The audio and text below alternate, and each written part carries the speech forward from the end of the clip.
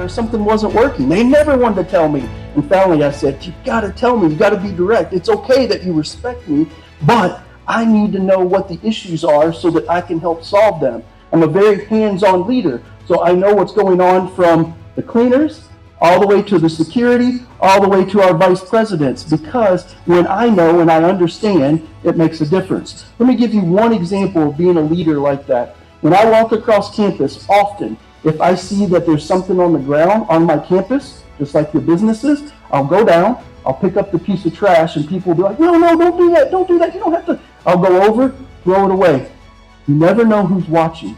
That very next day, I saw 2 students who were around that area, and they were picking up trash anytime they saw it on the walkway and throwing it away. Emulating this is important. When you can live and show people, because you never know who's watching you, and in a good way, direct and indirect. Now, if you look here, I pour teeth on that day. You can see it was my good friend's wedding that happens to be my security officer that's with me a lot. And then Oga, another phrase that I really liked. And by the way, I didn't know what Oga was either, and they kept saying to me, Oga, Oga, Oga. And I'm like, am I Shrek? I mean, am I big, fat, and green?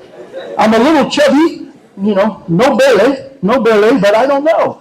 No wahala, don't vex me. The Baturi's learning small, his pigeon. But anyway, so the American approach of egalitarian and consensus building, Dr. Paul knows this, but when I go into my cabinet meetings, I tell them this and I mean it. I say, I don't have to be right, but we need to be right. We'll sit and discuss and come out with one vision. And that's been a secret of our success, so that we're not different when we go out and tell other people. If you don't agree, you're arguing behind closed doors. Just like the same thing that I've learned my entire career. You don't criticize people in public. You praise them in public, and you criticize them behind a closed door if they've messed up, because you're not embarrassing them. And when you do things like that, it changes the complete way that people work around you. They're not as nervous to work with you. It changes their perspective. They're wanting to learn more, and they keep going. Now, Nigerian is nothing wrong with this, and I've had to learn it quite a bit, is the whole concept of really having great respect for people that have made positions. I jokingly say that a vice chancellor in this country is almost like a demigod, right? So people are surprised when I go play basketball with the students, or I try to play football with the students. They're surprised at me when I want to do those things, because a VC is a big man. They asked me if I was a big man. I said, I've lost a little weight, but anyway, now I know.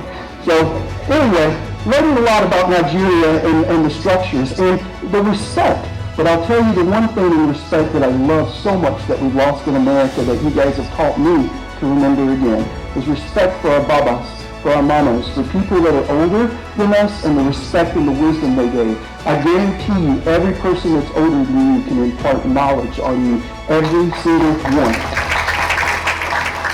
Time orientation. Oh my gosh, you guys have almost killed me in this, because, by the way, like this was supposed to start at 10. I knew it wasn't going to start at 10. So, y'all's dirty little secret is out. No wahala? Yeah, I know. You guys are going to start an hour late, and it's just the normal. So I get that, no problem. But I try to have meetings, and people were at first coming late, and I'm like, are you kidding me? Because in my culture, what happens when you do this is that you're saying it's not acceptable.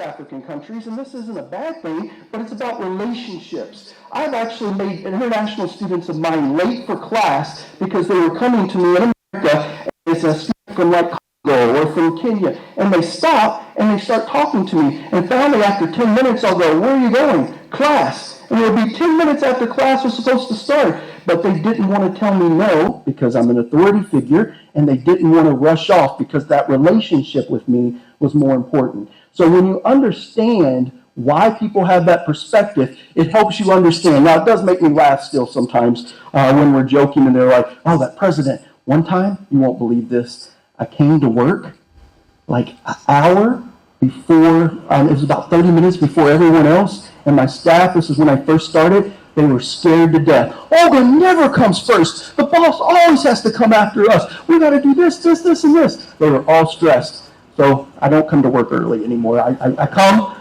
I come, but not really early. So the other thing up here, I heard you in a poem earlier talking about Budunji. That's my village. So I live beside Governor Fintiri, and I live right down by Budunji, which is one of my favorite places because the children there call me also their Baturi. They love it when I give them sweets. And you'll see my children here actually by the Lutheran church that's down there, St. James. But it's a really neat thing when you get to hang out with children because they're just, they're so wonderful and honest. I've made many kids cry. Sorry, because they think I look like a ghost, and they want to touch my hair, they want to touch my arm, and I always let them see that I'm real, so it works out.